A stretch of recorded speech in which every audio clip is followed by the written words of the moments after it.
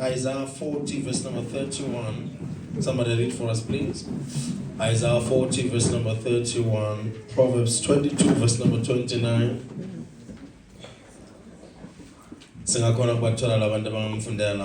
Proverbs 22 verse number 29. Ecclesiastes 9 verses number 10. Somebody stand up and read down.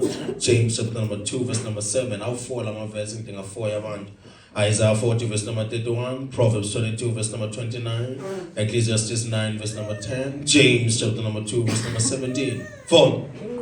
Isaiah 40 verse 31. Kodwa labo abamethembayo uJehova bayothola amandla kabusha. Bayokhuphukela ngamaphiko njengezikhonzi, bayogijima bangaphelelwa amandla, bayohamba bangakhathali. Hallelujah. Oh, hamba wenza njani? Wanakatana. That's amazing. Let me have another one. Proverbs 22 verse number 29, please. Proverbs 22 verse number 29. Incwadi kaZaga 22 verse 29. Okay, wambona umuntu onekhono emsebenzini wakhe phambi kwamakhosi, yilapho eyoguma khona, ngeke eme phambi kwabantukazana. Yeah, ngeke eme phambi kwabantu. Ecclesiastes 9 verse number 10. Ecclesiastes 9 verse number 10. Ecclesiastes 9 verse number 10. Whatever your hand finds to do, do it. With all your mind. With all your might. For in the grave where you are going, there is neither waking nor playing, nor knowledge, nor wisdom. So akusetshenzwa ngale kwethuna, nganeno kwethuna akwenziwani? Kusetshenzwa. Noma ungabahlabela ngeke bakhona ukusebenza. Noma ungabahlabela ngeke bakhona enze njani? Ungaletha inkukhu noma ungaletha inkomo noma ungaletha imbuzi on the other side abakhona ukwenza njani? I'm one person who loves scripture, so yonke into engizoyenza mina ihamba nani? The scripture. James chapter number 2 verse number 17. Teach something profound today. James chapter number 2 verse number 17. Somebody read. Verse number 17. Phone. Incwadi kaJames number 2 verse 17. Kanjalo futhi nokholo uma lungenayo imisebenzi lufile.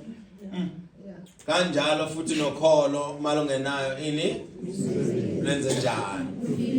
We live in a time or in a generation whereby people are captured by slogans, taken by slogans. They enjoy motivation more than they enjoy action. We live with a lot of people now. They enjoy more of our sayings. They enjoy more of what is being said. They don't like doing. Generation they love hearing you saying things as bakutazayo, but they are not moving a muscle. I think you've noticed that with the information that is spread out throughout social media, television, movies, books, and stuff like that, and even at school, you think that this generation would be more wiser, more stronger, more powerful than any other generation. But we have a generation now that is captured by slogans and raptured by the ideas that comes with slogans. But the problem is, slogans are in king. Some of the popular sayings are in king because they are not really entirely the whole truth, that they are half truths. And I think I've taught that at the beginning of the year, that half-truth is dangerous. So as the sons of Elohim, one of the most dangerous things in life is not to ignore, or rather ignorance, but it is this thing of accepting half-truths. What the devil does, or what we have seen the devil does, but especially he was sharing half-truths. Half-truths. So some of the statements, they are powerful, they are profound, they are sensational. You understand? Some they are inspiring, some they are inspirational, and some of them online now noma udibana nawo le court you should know ishakhona kana ikaphelele. Ngiyangizwa God?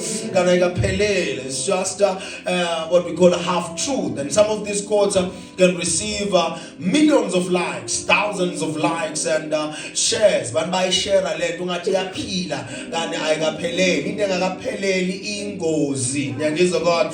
Into engakapheleli ingozi, because it's still incapable of producing what we call an extraordinary life. So lento engakapheleli noma iqiniso engakapheleli lingozi ngoba aliyenzi impilo yakho ukuthi yehluke. Kani thina iBhayibheli lithi siwelihlanga olikhethiwe ngisho mos lesho asifani nabo bonke abantu. We are of royal priesthood, peculiar in our makings. We were born from an imperishable seed. Sizwa lokho nje according to scripture. So lento engakapheleli ingozi. Ngiyabaza abazalwane namavesi bakhotha ngakapheleli. Babamba la mnandi khona part A, part B phela noma part C kuphela. Ingozi lento in the latter days, more especially when I'm talking to people who are going to be used by God in the next decade. Mazosetshenziswa uNkulunkulu in the next decade or in the next 10 years to come. Funa sibambe into ephelele. Sibambe into enjani? Ephelele. Wisdom is not measured by a motivational sentence. Wisdom is measured by whether the consistency produces, number one, righteous character. Lento ekhulunywayo, lento enziwayo, does it produce what we call a righteous character? Number two, discernment. Number three, tangible results. But if whatever is being quoted, whether it's scripture, tangible results. Just like Jeremiah 29, verse number 11. But they have not read the whole chapter of Jeremiah 29, from verse 1 to verse number 10. Our last. And once you read from verse 1 to verse number 10, verse number 11 makes more sense to you, because you understand why go to our plans. They are not plans to destroy you. Our plans are they are not plans to control, actually to destroy you, but plans to make you better. But we have Jeremiah chapter number 11.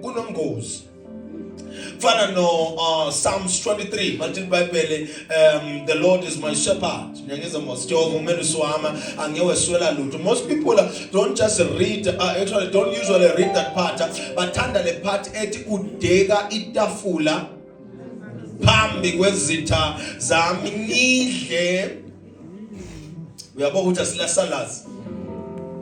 Psalms 23, udega itafula phambi kwezitha zami.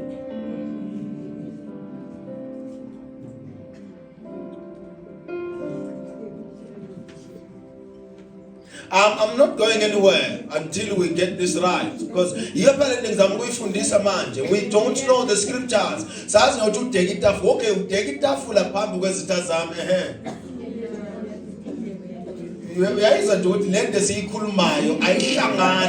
This is one of the most powerful scriptures. This is one of the most profound scriptures. These are scriptures we're supposed to memorize and know. Funda, it's Psalms 23. Nishulamate Psalm 23. As last, sazo hafu dekita fula pam kwezitha zami. Iphelela lapho, alipheleli lapho liyaqhubeka.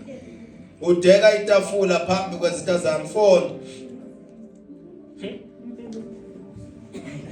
Phela Nkosiyami Jehova. Mama Jezulu singena ngokukhumbula amavesi ngeke singena. Amahubo 23. Yes. uJehova ungumelusi wami, ngeke ngintule lutho. Verse 2, ungilalisa emadlelweni anotshani, ungihola nasezindaweni zokuphumula ezithola amanzi anele. Verse 3, ungabula umphefumulo wami, ungihola emikhondweni yokulunga ngenxa yegama lakhe. Okay. Verse 4, ngisho noma ngihamba esigodini sethunzi elimnyama, angisabi lutho olubi ngoba wena unami induku yakho nodondolo lwakho yikho okuyiduduzayo. Verse 5. Uhlela phambi kwami itafula phambi kwalabo abanobutha kimi agqobe ikhanda lami ngamafutha indebe yami igqwele phama. Verse 6. Ibambe khona ungahlala phansi. So whatever it is, if it doesn't bring results, le scripture angeke siwaletha ama results masingasazi. I believe it's Joshua chapter number 1 verse number 5 to verses number 8. I believe verse number 8. Bathi wolonda, bathi leza lihlala emlomeni wakho ulonde futhi bese umake sure ukuthi ugcina konke lokho okubhalwe la kulezo ukuze uzophumelela ngokonke okwenzayo. Uyabona ukuthi okunye ngeke kwenzeke, won't have results not unless sifika esigabeni sokulifunda lezwi silazi. Ngiyangizwa mos. iBhayibheli akamele lazwe bafundisi kuphela. Abakhotha ama scriptures akamele bebafundisi kuphela, because mina ngiyalimaza ngoba ngishare ama verse every day, niwabhale every day. Lo sothi thina good ekubhaleni but I not ekufundeni. That's our biggest issue now. Why? Because we are not going to have results. Yo bese sithi umfundisi uthwele ngoba simlandela isikhathi eside akwenzekanga next. Nganze ukuthi ngihlezi ngitshela abantu angisumfundisi omlingo mina. Angeke ngikhona kuyenza imilingo. Niyangizwa mos. Angifuni esilingweni sokwenza imilingo. Angikwazi ukwenza imilingo. Yazi ukuthi ukwazi ukwenza ini? Ngikwazi ukwenza into ebhale ezwini. The Bible lithi in the book of Acts lithi they devoted themselves in the reading of scriptures. Labazalwane kwaba yibo who devoted themselves in the reading of what? Of scriptures. Why? Because the more you read scripture fully, what happens is it is easy to discern. It is easy to hlola izinto ngehlo kamoya. Number 2, it is easy to get the results from the scriptures. Number 3, it is easy to produce. The word itself will produce the righteous character. Ukulunga kwethu kuyovela ngoba sazi izwi. Sazi ini? Sazi ini? So the kingdom of God does not build man according to slogans or on slogans. The kingdom of God builds man, number 1, on truth. On what? I don't KFC lena which is finger licking good because they are trying to make you buy. Lana we're not getting you to come to church because of a slogan. Lana men in the kingdom of God kulombuso wa nkulunkulu in this ministry angazilela usuka khona. But in this ministry people are not built on slogans. Number 1, we are built on truth. Men of scripture or amadodana kaNkulunkulu akhelwe phezu kweqiniso. Phezu kwani? Number 2, understanding. Into eyenza ukuthi sibe namandla simelana nemimoya sinqobe futhi is our understanding. The first chapter of the book of Proverbs talks about this. It says, my son, lalela uzulalelisise imiyalo kayihlo ukuze ube nokuqonda. We understand them all. You will never have understanding if you don't read the word. You will never have understanding of what is happening outside if you don't have the water, the word.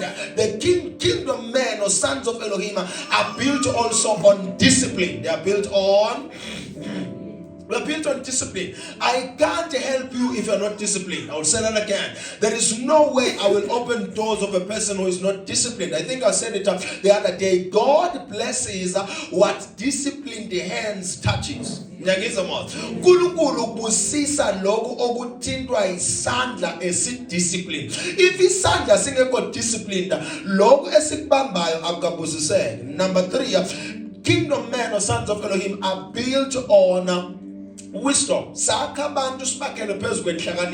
That is why it's hard to preach kule sonto leli if mawuletha lento iletayo ingenako lokubalo prophet manje. Why? Because the people sibafundisela khaya ukuthi bakhelwa phezu kweqiniso. Number 1. Number 2, phezu kwe-understanding, phezu kwe-discipline. Number 4, phezu kwe-wisdom. Mangabe lento iphetha ayinahlakaniphi.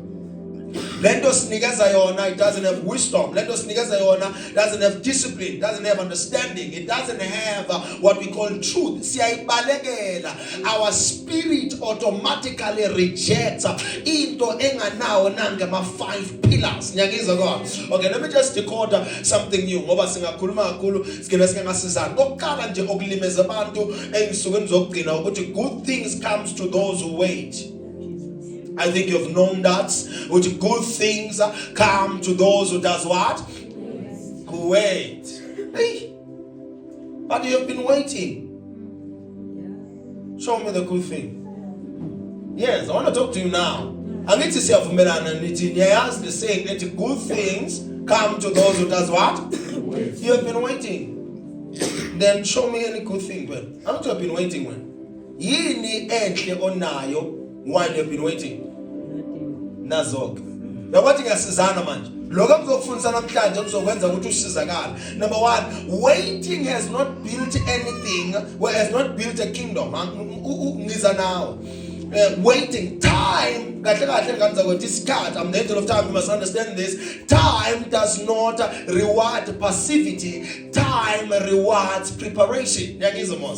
So if you are waiting and you are not pursuing anything, you are not going anywhere.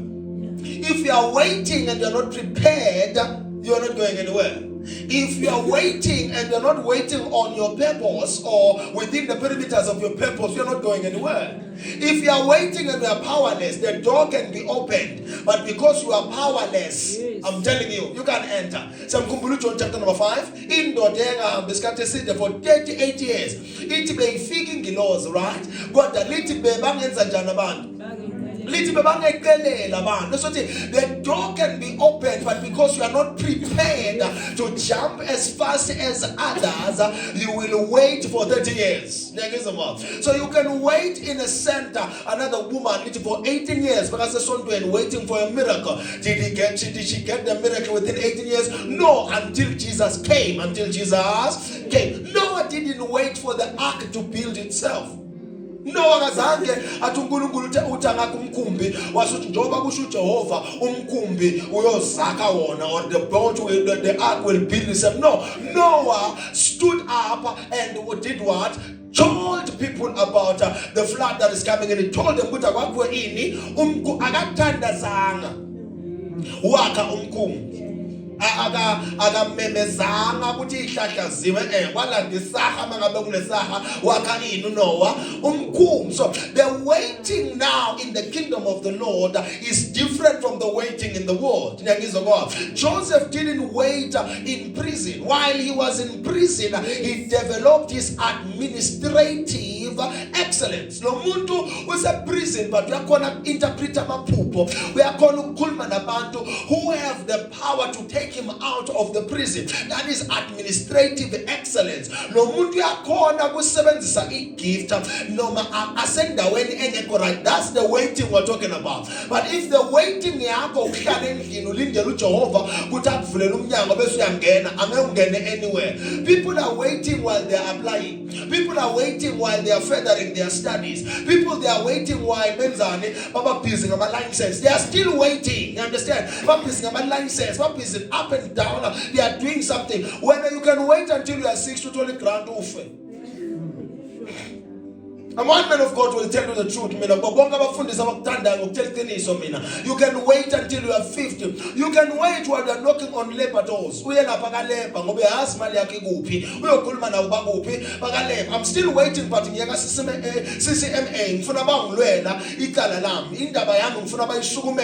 waiting, but there is something I am doing. I can't be waiting and in pants.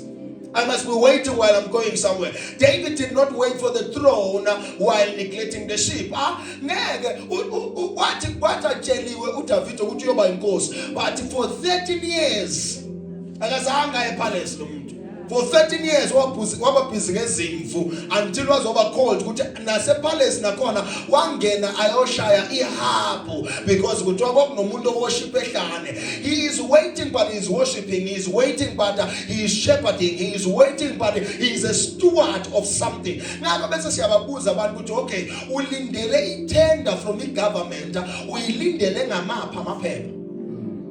Like, what papers do you have for you to receive the tender? Do you have the right papers for the tender? In text compliant na in company yako uhlahlamehlo. Ikona na business business account ephilayo uphinde umuntu athi no I'm believing on God ngeke phela senze miracle paperwork ngani zakwenu thina siyakuthandazela you are waiting while you are praying for you but what you need has to be there what is needed has to be there is a difference between waiting on God and waiting for life to change. Kunabantu are not waiting on God. There are people who are not waiting on. They are just waiting for life to change. They believe that one day, that's the waiting I don't like. Because the waiting on God, but waiting on God, when you are waiting on God, the funny part is you receive strength. Listen, they that wait upon the Lord, they shall renew their strength. They shall mount up with wings. They shall mount up with water, with wings, because they are waiting on the Lord. They receive strength and they shall mount up with water, with wings. But it's your belly every day. Sithi uNkulunkulu will open the door but masikubuka wena ukuthi ume kanjani ume nje nawe ume awuphathanga nethe esandleni ulinda impilo ukuthi be right fana ukuthi ngithi mina ngizoshada kodwa ngingasheli umuntu shothi ngithi kwenzeke njani phela because ufuna ngishade naye ufuna ngiyenze njani. Yes, I must go out. I must go out and set. Bese I find. Konake bayasho bathi umswane wembabala awungena ekhaya. Siyazi abanye bayizwa leyo kodwa umswane wembabala awungena kuphi ekhaya. Kuyiqiniso lokho. But ufuna ngiphume phela ngiyoyithola imbabala. Noma ngiyafuna noma ngifuni ufuna ngenze njani ngihambe kuyifuna ini. Ngeke uthi ufuna umsebenzi bese uhlala endlini. People are applying. You understand almost? So whatever you do while you're waiting, wait on God. Don't just wait for life to change. Don't just wait for life to change. First, you must make sure that whatever that you are waiting for, uNkulunkulu involved. Ngiyiphinda lento. Mangabe ubhanqindo zakho wasufuna ukufaka noNkulunkulu phakathi. Khululeka. Simana lento yakho. Khohlwa nje ngokuzesontweni. Qhubeka nentelezi yakho. uNkulunkulu akabhangwe ngenza kwethu awumfaki nje emkhambathini wakho nazo zonke lezi zinto zakho zithethe kubantu ongaba understand nawo uNkulunkulu ufuna ukuthi mawume ukuye yangizwa kodwa the greatest opportunities usually arrive and disguised as responsibilities abanye bayibalekele responsibility yabona ngikhuluma ngayo nje mina manje. Oh, you can say, man of God, I need promotion, I want to be a manager. But can you really be a manager? Like, do you have what it takes for you to sustain lomsindo ozanabantu, to maintain the flow and the production in the company as a manager? They have a position, but they don't want the responsibility that comes with the position. Like I always tell people, they will come to me, man of God, can you really secure the seat of Shada? Because it takes a lot to be a wife of someone, while you are a mother of someone, also a sister of someone. Being a wife means being able to follow like sports now, 4, 5, sometimes 12. You understand them all? So young Kinto is in a responsibility pattern. So now we can fix it like this. Good things come to people who prepare. Izinto ezinhle will go to people who are prepared, who prepare, who pursue, who persevere, and who position themselves for opportunities. So if I want anything good, I must prepare myself. If I want anything good, I must pursue everyone that is doing that part, that is in that path and doing that particular thing. I must pursue that vision and dream. No matter how powerful prophecy can be, you must also pursue. You can pursue your dreams at 60, at 70, at 80. You can pursue your dream. If you want 70 or 80, short to my colors in the pillar, uno 70, uno 8, but Tagatabano 9, so good things come to people who prepare, who pursue, people who position themselves for opportunities. You position yourself for an opportunity. You can't cut people out Uyangizwa mos? Obabona ukuthi bayaphila bazokufaka ezintweni ezi-right bese ubakhatha out of your life. Hayi mina ngikukhathile out of my life. Nabantu abakhathayo kungenzeka ukhatha abantu ekufuna bakusize empilweni. You can't cut everyone just because uzongazi ukuthi namhlanje ukwatile sekufuna umkhathe out. Ukhatha abantu ababona ukuthi ababuyisa indawo. But laba ababuyisa somewhere uhlala nabo. Good things will come to people who persevere. Kuyabekezelwa mawufuna izinto eziphi. Pushwa. You endure before you enjoy. Pushwa la. You are pushing for you to have good things. Waiting without growth is stagnation, but waiting with development is strategy. While I'm waiting, I'm developing something. While I'm waiting, I'm learning something. While I'm waiting, I'm adding knowledge. While I am waiting. While I am. Now any nonsense about abantu. Let it follow your heart. Ngiphuza amanzi. Enye into ofuna siyilungise ebolile. Ile ethini? The heart is a magnificent servant, but the heart, I want to tell you the truth, is a dangerous master. Nhliziyo nje makuthiwa iyazihambela yodwa ayina nkulunkulu. You can't follow that heart. We follow a regenerated heart. We follow a saved heart. We follow a sanctified heart. Not just every heart. Mama to follow your heart. But inhliziyo kuyenzeka ikulahle. Kuyenzeka inhliziyo ikwenza izinto ezingekho right. Thola ukuthi lento yenzayo ithandwa inhliziyo yakho but imosi impilo yakho. Imosi impilo. Yeah, you must follow your heart if your heart now has been regenerated by God. If it's a dwelling place for God, a house of worship, not just of wonder, a house of faith, the heart should be a chamber of faith and not fantasies. If your heart is a chamber of faith, you can follow your heart. If your heart is a chamber of fire, you can follow your heart. If your heart is a chamber of the living God, you can follow your heart. Your heart. But mangabe inhliziyo yakho ibolile. Ngeke uyilandele inhliziyo enjalo. Mangabe inhliziyo yakho igcwele ukuthakatha, ngeke uyilandele inhliziyo enjalo. Mangabe inhliziyo yakho igcwele umono, umhobholo, uyilandela ukuthi niyephi. Because your heart will lead you to being a wizard or a witch. Because the heart is very dangerous. Although the heart is a magnificent servant, it is also a dangerous leader or a dangerous master. Feelings fluctuate with circumstances. Namhlanje amfuna umuntu kusasa yenza njani ayisamfuni namhlanje uyamuzwa kusasa wenza njani awusamuzwa namhlanje uyamseka kusasa umeseka mawungalandela inhliziyo enjalo uyabotshwa uyolahleke wena because kunabanye abantu abamqoka empilweni zethu but kukwenzeka sathi masibabuka inhliziyo yavele yafasa yangasafuna ukubamukela and now wangazi ukuthi kwenzakaleni is because we are not just following our hearts, we are following the leadership of God, the God that leads our heart. We esimlande la convictions will remain anchored on truth. Thina kasime kanjani mina ngilandela inhliziyo esindisiwe angilandela inhliziyo nje umuntu nje ngilandela inhliziyo enjani. The human heart is so dangerous and tricky that it may deceive even the one that is possessing it. No muntu ona inhliziyo yamlahla. Inhliziyo igayibozi.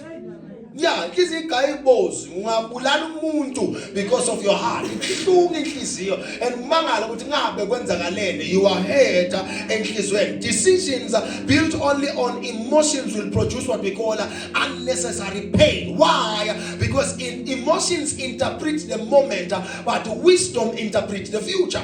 Then how then can I train my heart to be the right heart to follow? Number one, you should never ask your heart how it feels. You must ask inhliziyo what is true.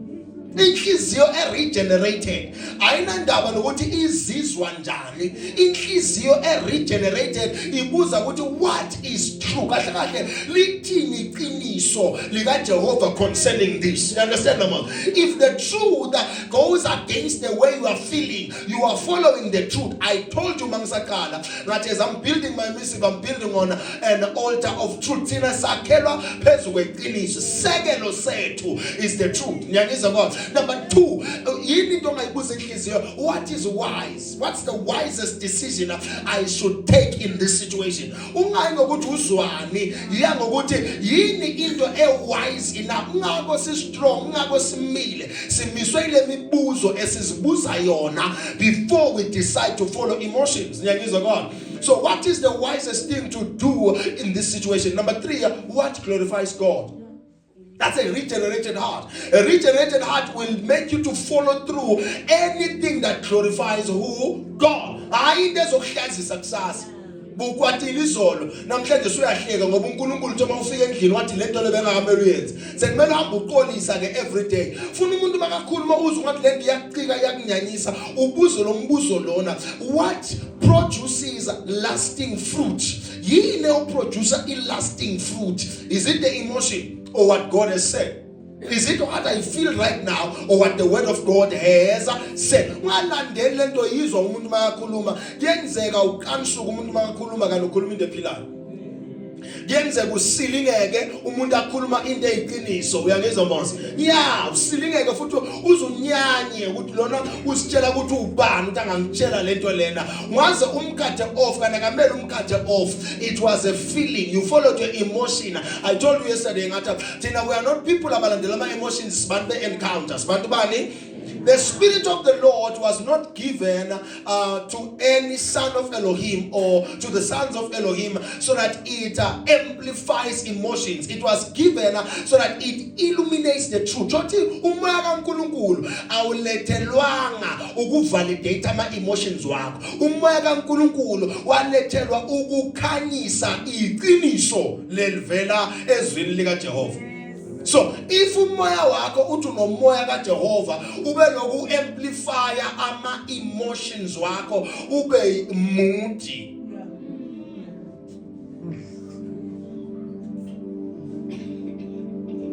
ube moody, uyalibebezohloza nama mood swings, awusazi umthinte ephi namhlanje. Manje beka right, manje akasathinteki. Manje akasakhulumiseki. Siyamangala yingane ngikwenze yona ngikwenzanga next kodwa nje kunalendlela ukuthi wena awukhona ukucontrola inhliziyo yabani yakho. So the Spirit of the Lord, now I'll tell you the truth, the Spirit of the Lord is not there to amplify your emotions. It is there to do what?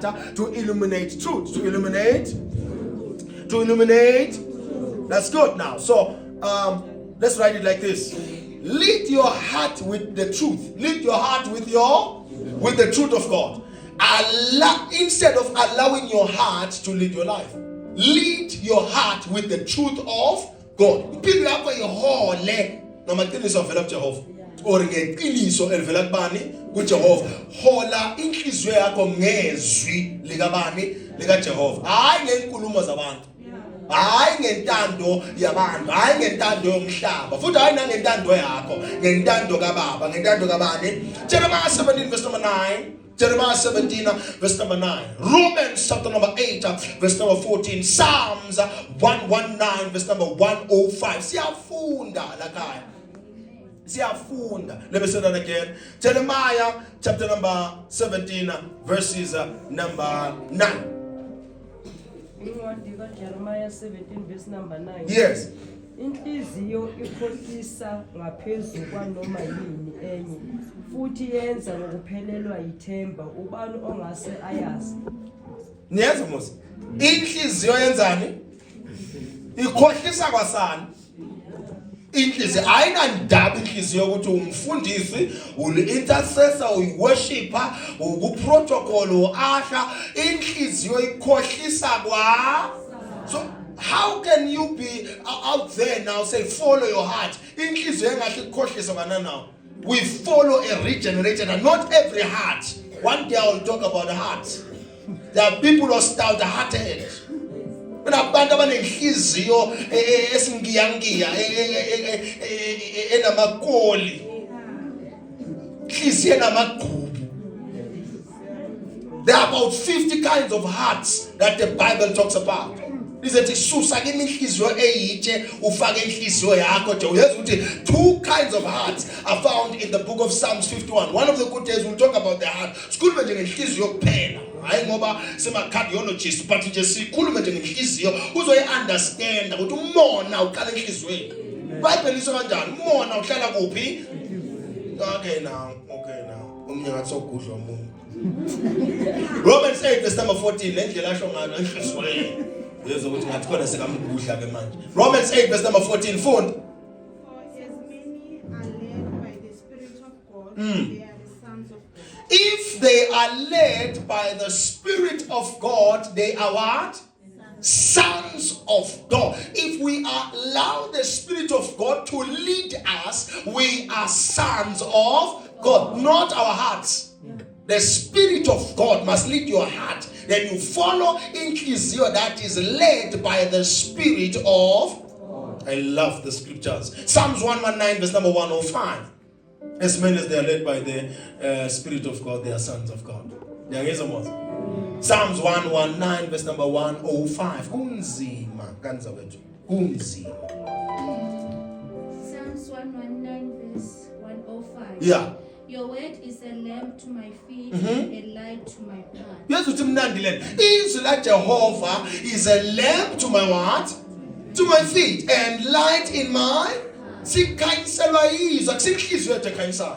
It is the word of God that lights up, becomes a lamp for our feet so that we know the next step, and the word of God that lights up our what? Our path. Mawungane inhliziyo yakho, I'm telling you. Awuyindawo. Ayikhanyisa indawo inhliziyo futhi ayinamandla okukhanyisa inhliziyo.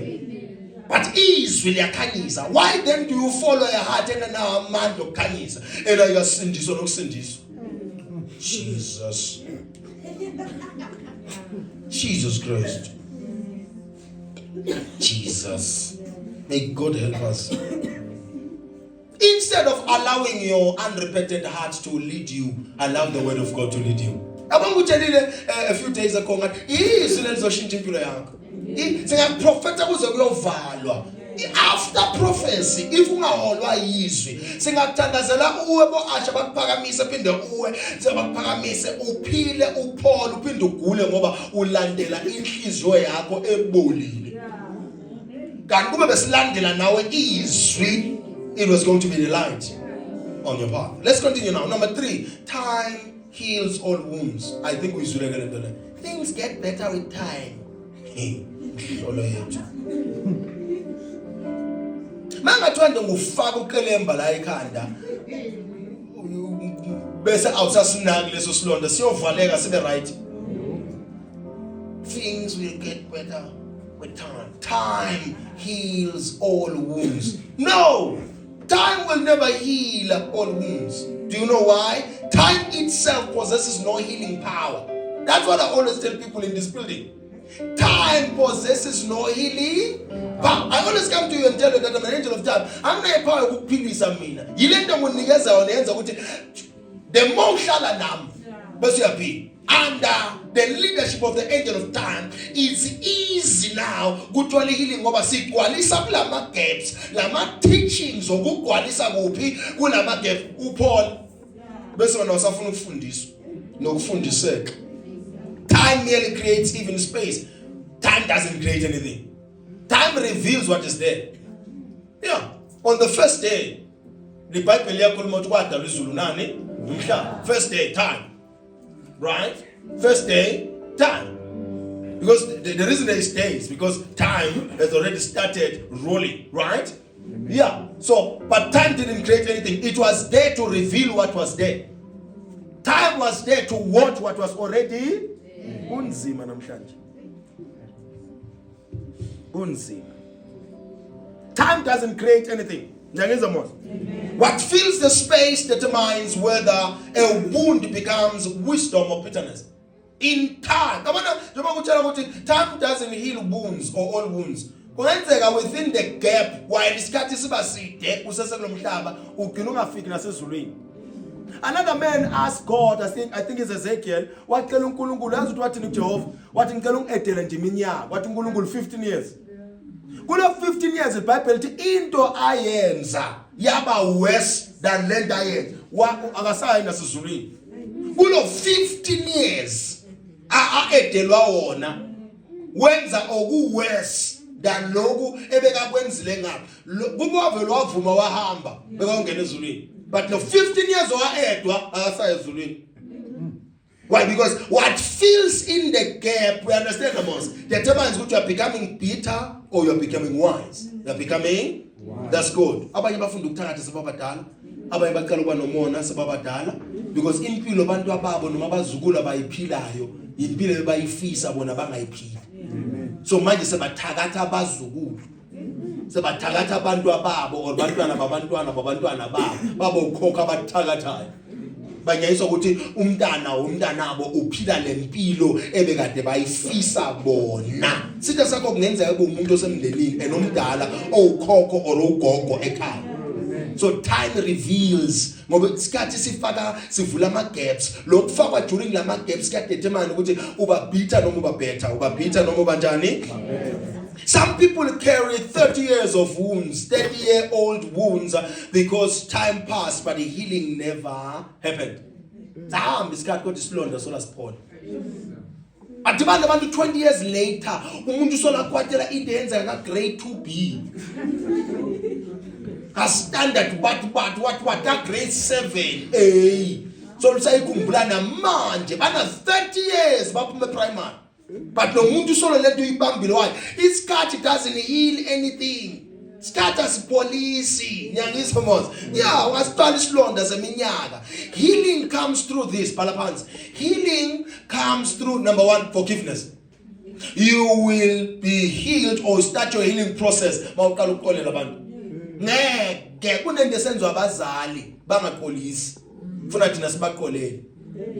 We just have to forgive them. For our own sake. Otherwise we go for tea. Kunendenzwa malunga omndeni. Ngiyangizwa God? Abakonsam. Thina nawe, we don't even have to consult them or seek closer. Funa thina senze njani? That's when you will start healing yourself. Healing ikala lapho. Kunento abakwenzayo nala usuka khona. So lubamba amankungu namanje uyopha. And awopha igazi ngapha kuphuma ubovu la ukhona. Bovu uyazi ukuthi kunuka njani. Ingono negazi anokunuka. Ubovu buyahlupha ngoba njengoba ungapha nje you are in a new ground but inkinga ukhipha ubovu besilonde esidala. Start forgiving people. In your heart, start forgiving them. I release you. I forgive you. Ngiyangizwa God? Number 2, truth. Enye into nje ezokwenza ukuthi uphola iqiniso. Mina ngiyathanda iqiniso. I think I wrote today that don't tempt the devil. Don't. Ngamtempt uSatan. Kunezinto mina ngiyenze manje ngoba ngifuna ukutempt uSatan. Ngeke nje mina ngisuke manje ngihambe ngiye downtown. Uyabothi ngiyamlinga uSatan. Ngihamba nge downtown ngiyawalk downtown. You understand? Noma ngiyongena ecoronation. Ngiyawalk nje ecoronation manje. You understand? Uyabothi ngilinga ubani? Ngiyamlinga, like what am I doing? Anti ngiyamlinga uSatan ngokwenza njalo. Don't tempt the devil. Kunento zenzayo, kunabantu abakhulumisayo. Uyabona, ukuthi endlela ekhuluma ngalo umuntu longilinga uSatan. Sase siyamsola Nkosi yami uSatan kanithi. Simlingile nje. Kunezinto ngeke phela ngihlezi ngisho noJohn Cable bese makuvela amaphoyisa sofuna ngithandaze. Usilingela wena uSatan ngithandaze ngithini mina? What prayer should I make lapho? There is no prayer I can make. Isigebengu kumele sivalele. Ngiyangizwa kodwa. So asingamlingi uSatan bese sithi uJehova usilahlile. Wena ulahla uJehova akakulahla uJehova. When you lash ubani, phuma endleleni. Nako kunye number 3, restoration. Number 4, accountability. Kuyafuna nje ube accountable. Funa understand ukuthi lento yenzile right noma wrong.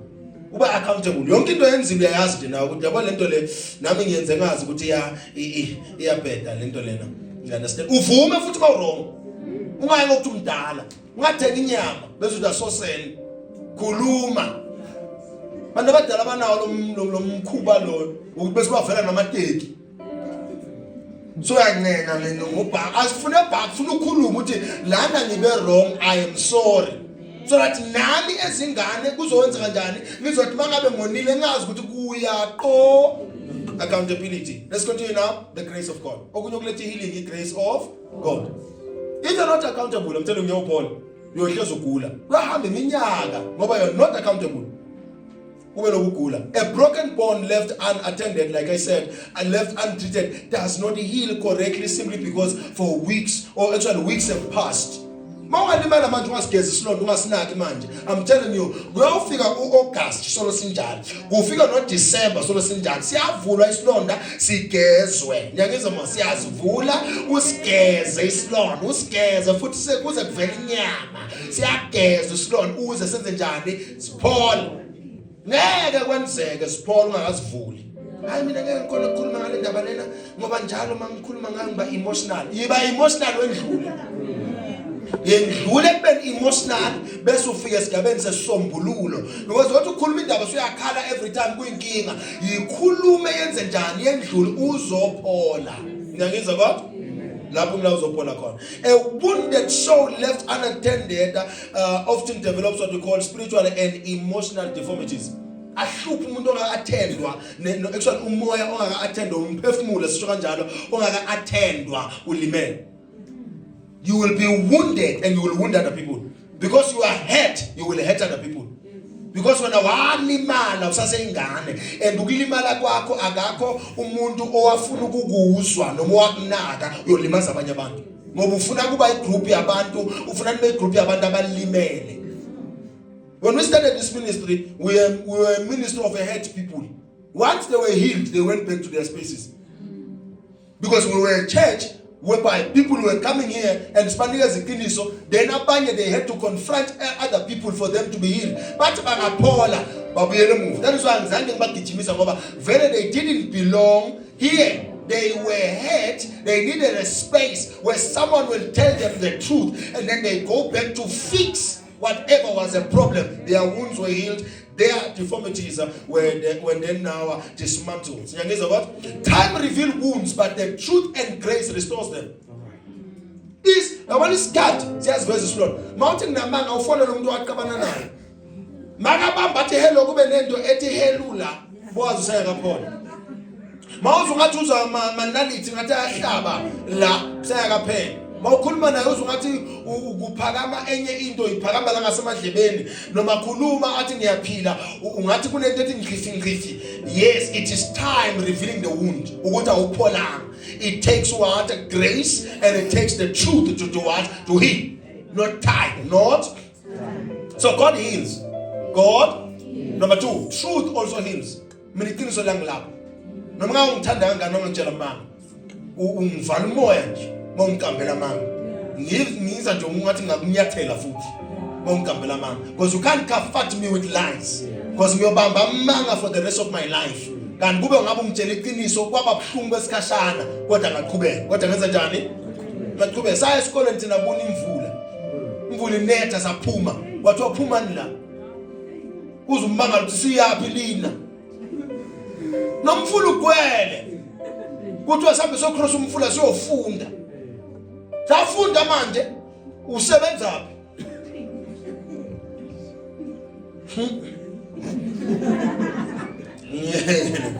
Forgiveness heals. Forgiveness. It is forgiveness. The education is the key to success. Labe ngothi umzala kabani umntana kabani wazana nobani uyakhona yini isilima sabanye abantu iceboy wabanye abantu otherwise wena uhlakaniphile nje awindawo ngogcina ngala RDP wayithola kanzima naye. Otherwise nothing else. Forgiveness heals. Time simply gives healing the opportunity to work. Time gives healing the opportunity to do what? To work. Doesn't heal anyone. It gives healing the opportunity to work. Ngeke uphole because sekuphila isikhathi eside bobuka abantu abadivorce. After 10 years makaphinde ezwa nje igama elithi Solomon. Angitshela ngaloyo. Mangitshela ngalo. Lona sikhuluma ngawo waseBhayibhelini. Okay. Besisho lo waseBhayibhelini. Oh okay. All right. Njobe ngikhuluma ngale movie etrendayo nje boJonas. Abanye sesiyavuka isilonda manje. Akapholanga. Nawe ngakupholela kanti ukhohlakele Jonas. La ndlini kodwa akapholanga lo muntu. Le movie intriggerishile seyasuka ke la ndlini. nawe unini ungchithela. Time gives a healing and opportunity. Time doesn't heal. Time doesn't heal. Bakanti uthatha umuntu usendlulile ukanti unedlulile. Ngenzeka ukuthi nedlulile kwendlule wena yena usele lapho. So that is why ngithi ungayengesikhathi lento ithethe 10 years ngabe ngenzeka so right akekho right ngoba ikhulunywanga. Uyoba sure ukuthi into umuntu right ngoba nihleli phansi nenza njani nayikhuluma. We've seen people thina bakhala emgcwabeni bangakhalela ukuthi umuntu ufile, bakhalela ukuthi abakalitholi ithuba lokubhoboka, abakalitholi ithuba. Umuntu akhala kakhulu umuntu mama usho ukuthi ukhalisa ukuthi ushonele umzali wakhe, ukhalisa ukuthi uhamba lelo buhlungu akabukhiphi, nesilonda sipholana, nomuntu ekafisa kumbamba ngisho noma wakhe. Manje sowufile sekumele amxolele manje kanti bekafuna ukumgiva. Nako mina eli mawunyathela angithi sorry your foot is on top of mine, ngithi uyamnyathela. Same time kulumana singisi la ngifuna sikhuwa nje ngutshela manje ukuthi uyangenza njani manje ngiyanyathela. Into bangayithandi ngutshela nini ma angifuni ukukhamisa makumele ngife. Abantu bathola bafile kodwa umlomo wawukhamisela nomuntu usafuna ukudibana abanye abantu, ufuna uvalwe namehlo. Thina singeke sife sihlahla amehlo, siyovala amehlo sahamba. iBhayibheli lithi uJesu esiphambanweni wagebisa ikhanda lakhe wafa. Wathi baba na umphefumulo wami uyabeka kuphi? Esandleni sakho. Umoya wakho ngubeka kuphi? Esandleni sakho. Lithi wasugebisa ini ikhanda wenza njani? Wafa. Nini? Wena ngeke uyokushumpa la, uyokushumpa. Sakudinga abafundisi bawukukelela indlela ngoba kunento ibeki ikhuluma lento manje. Ngoba uzazi uyobanza ukugula nini. Khuluma everything wena. Now. That's good. Psalms 147 verse number 3. James chapter number 5 verse number 16. Ephesians chapter number 4 verse number 31. Isaiah 6 verse number 1. Let me say that again. Psalms 147 verse number 3. James 5 verse number 16. Ephesians 4 verse number 31 and 32. 4. Amahubo 147 verse 3. Uphulukisa abanenhliziyo eyaphukileyo abophe izindawo zabo ezibuhlungu.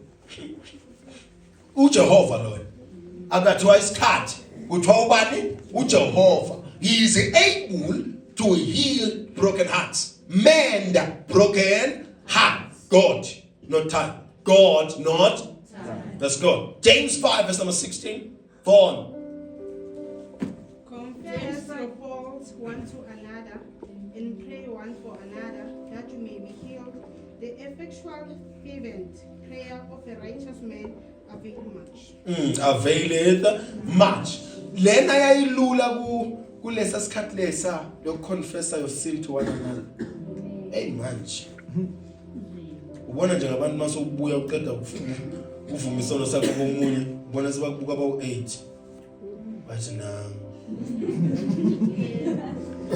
Bakuthi nje na lebe ngikhuluma na. Anyways, let's go to Ephesians 4 verse number 31 and 32. Time doesn't heal anything. Time won't heal you. James, Ephesians 4, verse 1 and 2. Yeah. 31. Get rid of all bitterness. We have to it didn't say pray against bitterness. What did it say? Get rid of my giving 40 days and 40 nights have bitterness. Get rid of it. Prayer can be applied there, but it's not only prayer. It's not entirely prayer that will help you to get rid of bitterness. Get rid of it. Nana ndabuthi nakabala ngoJanuary la. Kolela nani? Uthi ndizwani manje kuJune. Nima JJ. Funda lapha JJ. Get rid of all bitterness, rage, and anger. Rage and anger. Get rid of bitterness, rage and anger. Ibona kwanye manje anger embi ngathi bangashaya. Sokubhamula thina. Singakubhamula thina. Ukuthi siyakhola singakubhamula. Asendaba nenkani yakho singakubhamula nje. Sawuchawa nabe. Wenabo la the ambulance. Bafaka ama drip. Ulale 7 days. uvukungena nkani uyikhola ungilungile igama lakho. Like, get rid of this thing. Let me siyabambelela no bitterness, rage, anger. Ngiyangizwa mos. Bitterness. Abanye abantu abasalu ngezandla manje. Wena uyangenkani yakho bathi baba ubheke phezulu. Kuyahlatshelelwa noyana kudliwa amakheke kuyahanjwa. Ufile wena. So get rid of these things, anger, bitterness and rage. Kubeka Jane. Brawling and slander, along with every form of malice. Along with every form of malice. Ngakhala phansi. One of the things engisicela kithi bazalwane, le verse lelo ngathi ungalibamba nje uyekhaya bese uyasihlola wena ukuthi mina ngikuphi la, because we are slandering each other right now. Siyabulalana sikhulumana kabi omunye komunye, rather slandering someone else. Ngiyangizwa mos.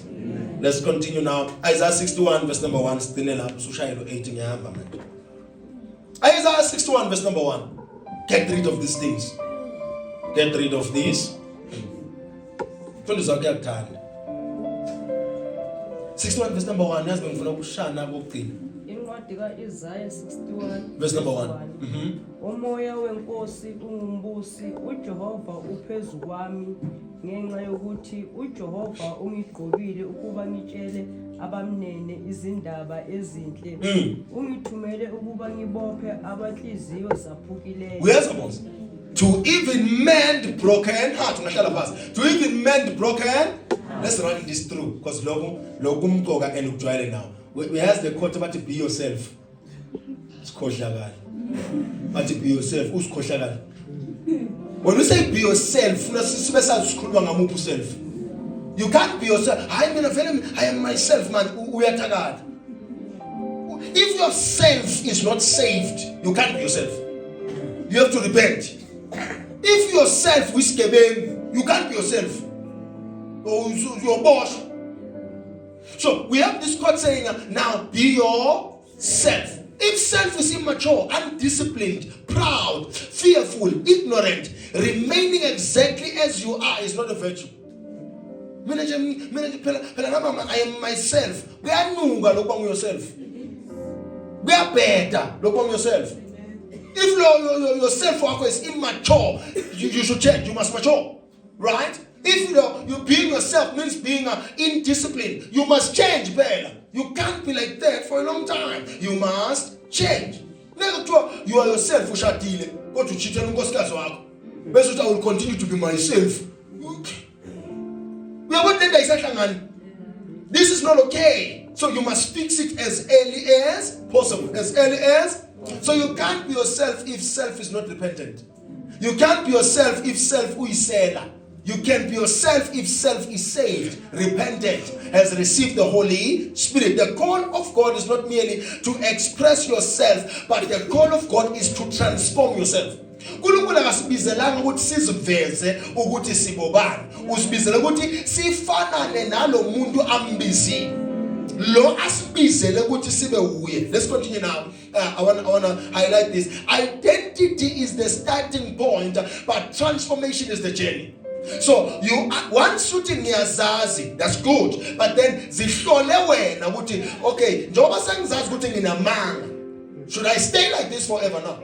So transformation starts with identification. You have identified yourself. We are actually with identity. Sengiyazazi manje ukuthi ungubani, nginamanga, nginomona, nginenhliziyo. Ngeke uthi I am myself, go to nenhliziyo. You understand? Because you can pray against that. Transformation is the journey. Transformation is the what? God calls a man, but he never calls him to remain as he is. Come as you are, but don't stay as you are. Come as you are, unomona, immature, indisciplined, uhlebana, utagata, utwele, whatsoever, but you can't stay as you are. He calls fishermen, we've seen it even in our Bibles, he called fishermen to be apostles. That's God. He called fishermen to be apostles. He called shepherds like David to be kings. There is a shift. Then persecutors became evangelists. Persecutor ubani, uPaul. Wakala uSaula, wasuba ubani, uPaul, an apostle, he evangelized. Ordinary men, he called them to become what we call reflections of Christ. So if self says now, if self is now in Christ, you can become yourself.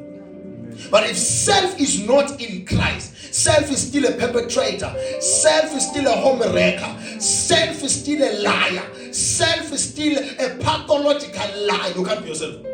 You have to move and be transformed. You must know who you are, but never stop becoming who God called you to be. Authenticity without transformation becomes stagnation. But true authenticity now is becoming who God designed you to be. So if you're saying, I am myself, because you are back to what we call factory settings or default settings, you are what God called you to be or designed you to be, then me get thumbs up.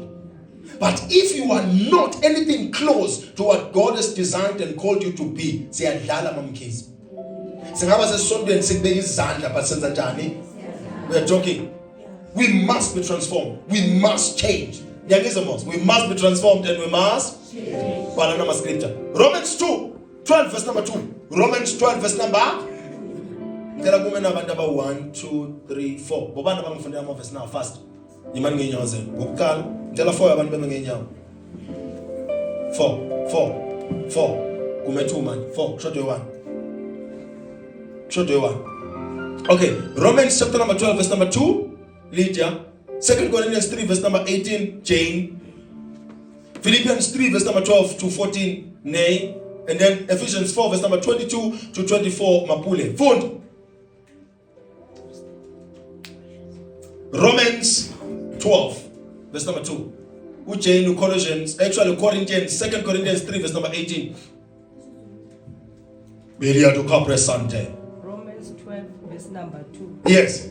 Yekani ukulolongwa nifanele nalesi simo sezinto kodwa maniguqulwe ngokushintsha ingqondo zenu ukuze nizitholele ngokwenu okuyintando kaNkulunkulu enhle yamkelani nipheleleyo. Uyabona ukuthi lithi be now transformed. Be now izwi leli liguqulwe. Ngeke bese uthi nosolo uguquke kodwa hamba nomfundisi. Kuthiwa nje akuna nguquko empilweni yakho, akunashintsha empilweni yakho, but uhlala usesontweni, something is wrong with you. Intshumayelo phela kufuneka gijimi ungazi ukuthi amanzi ehlele emhlane wedada. Ngiyangeza kodwa nganza kwena. Intshumayelo ufuna iguqula inhliziyo. Okay, let's continue now. Jane, 2 Corinthians 3 verse number 18. 2 Corinthians 3 verse 18. And we who with unveiled faces all reflect the Lord's glory have been transformed into his likeness with ever-increasing glory which comes from the Lord. Who is the Spirit? Who is the Spirit? Now, listen now, we who have unveiled faces. Yabothi ukukhula eintweni zakamoya. Akusabonwa ke ngama tongues. Number 1, kubonakala nge-unveiled face. I-unveiled face iya-accepta ukuthi self onguyena uself onojesu. Uself ohambisana naloko kubekwe uJesu. Uself ohambisana nezwi. Ngiyangizwa uself olawulwa umoya ngcwele. But if self is not governed by God, the word of God and the power and the wisdom of God, self usenkingeni. Self ukuphi? Philippians 3 verses number 12 to verses number 13, verse number 12 to 14. Nay, phone. Philippians 3 12 to 14. 12 to 14. Not that I have already obtained all this, Akusho ukuthi sengikubambile kube or have already arrived at my goal, angisakafiki nokufika. but I have pressed on to take Umpostoli lo okhuluma la. But uthi yena noma shumayela kangaka akusho ukuthi sewenze njani sokubambile. Akusho futhi usukuthi sowufikile ngoba soyafundisa. Uthi but instead I keep on stretching myself. Ngeke ngasho, I think it was Wednesday, the other week, ngathi akakho umzalwane oyothi ufikile asesela emhlabeni. Ngeke ufike usesela. Ufika mawufika ngani? Ngiyangizwa boss. Ufika mawufika. Yes. Mawusese ngapho sayakafika khona. You are alive today because God wants you to stretch to another dimension. Kubeka nene. But I have pressed on to take hold of that for which Christ Jesus took hold of me. Ngiyangizwa boss. Ngifuna ukubamba lokhu Kristu wanginikeza kona noma anginikeza kona noma afuna ngikubambe, we keep on stretching. So the self that we're looking for is the self ngahlala phansi naye, is the self that can be transformed, is a self that stretches. If unga stretch ungumzalwane ugcina la usengozini. Sisengozini. Bangumzalwane wena othi mina so long ayibamba ngo1918 goba liphondo mina vele akakho umuntu ongiguqula, but we don't see you stretching. We have to see you doing what? Stretch. That's good. That's good. That's good. Last Ephesians 4 verse number 22 to 24. Are we learning God? Amen. Okay. Ephesians 4. Kunzima. Bakhona bangakusiza. Kunzima. Phone. Ephesians 4 verse number 22. Phone. That you put off concerning the former conversation, the old man which is corrupt according to the Uyazi ukuthi the self abakhuluma ngabantu bathi be yourself, it is the old man that is corrupt. Amen. So if you're saying I want to be myself and you are not born again, kusho ukuthi you want to be corrupt. Uyinkunzi corruption. Uyinungu kahle kahle. Ka umthakathi. Because the old self that is corrupt kube bawukhala bawukhuluma. renewed in the spirit of your mind. Lithi the old self we must be renewed la. Ikala la i-renewal. Ayikali nge-dress code. Ikala kuphi? Kufaka isuthu uzesontweni akusho ukuthi umqondo usushintshile. Your renewal or your restoration in Christ ikala kuphi lento? Ungafaka isuthu nakude ngafaka isuthu kodwa noma ngafaka isuthu ikude nje ekuseni kukulukuku. Ekuseni kukulukuku. Noma ngalifaka isisudu ikude ekuseni liyobe lithini? Nazo. Isigebengu noma singabambi mic. So let me color by the renewal of the what? Of the mind. Kube. And that you put on the new man, which after God is created in righteousness. Uyazi ukuthi sesifaka umuntu omusha manje. Awufakiswa umfundisi. Mina ngiyashumayela. When uyazikhethela ukufaka umuntu onjani omusha, lithi now lo muntu kanisifundele ngesizulu Nkosi yami lento ye-English lo part 24 nje. Futhi nigqoke ubuntu obusha. Uyazi ngoba sesigqoka ubuntu obunjani? Bunjani lobo busha? Kubeka lithi Obadalwa ngokwentando kaNkulunkulu. badalwa ngokwentando kabani lo muntu obusha yankulu hayi yakho. So you can't say again now I am myself kodwa ungaphili intando kaJehova. You can't say now I am living my best life ubungaphili intando kabani kaJehova. You can't say ngumuntu omusha just because una 16. Lana umuntu omusha, do you know why? Because ugqoke umuntu omusha owadalwa ngentando kabani kaJehova. Kube Ngokulunga kweqiniso nokuthembeka. uyazi ukuthi number 1 yinto lo muntu omusha uphila ngentando yabani kaJehova bese nokulunga phakathi nokulunga injalo ke lento bengiyifundisa namhlanje report 113 ngilethele leyo nje namhlanje ukuthi some of these things sesibambile but they are destroying us. Nyakizwa mos ya awulahlwa mbele bongakufelwa yeah a lot of sayings like iziningi izinto uyobona kwabona yinja. Yes. Sasa saba nokwenza ngoba sesivela uyobona kwabona yinja. Yes. Sengesaba nomphela ngaphandle ngoba ngiyobona kwabona yinja. But kuna night shift manje ngiyonza njani phela? Kuna umsebenzi ebusuku. Kuna umsebenzi ebusuku. Sengesaba kuphuma ebusuku manje ngoba ngiyobona kwabona yinja ngani? Hayi kahle. Mama tshela iphoyisa nje ukuthi kungahlwa kwenini. Iphoyisa ufuna liphume noma ngathiwa kwenini. Ngoba isigebengu sibhaqe kuphi? Emeneni. Angisho mose. Yeah, and isitholakala ebusuku siganganini futhi ebusuku. So mangiyiphoyisa mina lokuthi kungahlwa kwenini la kunendaba ngifuna khona lo mena. Because bantu bami ngifuna ngibabambe basebuka kuphi basemeneni. So some of these things yafuna sizihlolisise. Ungazibambi nje at a get go. Ufuna usihlolisise. You can't just be yourself if you're not saved. You can't tell me that time will heal your wounds. If singakasahlala phansi sakhuluma. Ngiyangizwa manje. Kufanele into ethi hard work pays. Nenze usebenze hard ungakhokhela. Ungatholi next usebenze nje uthu uyahlehla. Awutholi next. We are volunteer. Yeah, that's the right way. We are volunteer. Awutholi next sebenza emsebenzini ngiyakutshela mina khona abanye basebenza bathi probation abanye kodwa ingakhokhelwa le probation yakhona funde lapha ufundele actually usebenza ungaholi uzigibeza ngemali yakho ilunch funa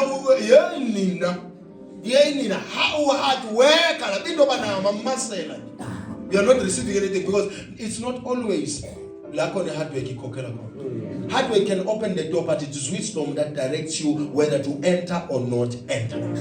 Masebenzi kanzima kodwa ihlakaniphi ungenayo. Lento engiyenzayo yini umvuzo wayo. Ngingafaka amandla kana ngitholi next. Ngingazifaka entweni kana ngitholi next. Sikhonza nje without getting paid ngoba siyazi isikhokhela uJehova. You understand Amos? Yeah, without getting paid ngoba sikhokhela ubani uJehova. Nakudala safa there is a reward for serving God. Kunomvuzo ukhonza ubani uJehova. Sinoma kunzima kodwa kunomvuzo ukhonza ubani uJehova. Le bahlabela izilwane bahlabela izinyoka kodwa bayakhala. Thina nawe sihlabelela uJehova sibonga uJehova sikhonza uJehova. Ukubheka manje sigloba kwendlula bona.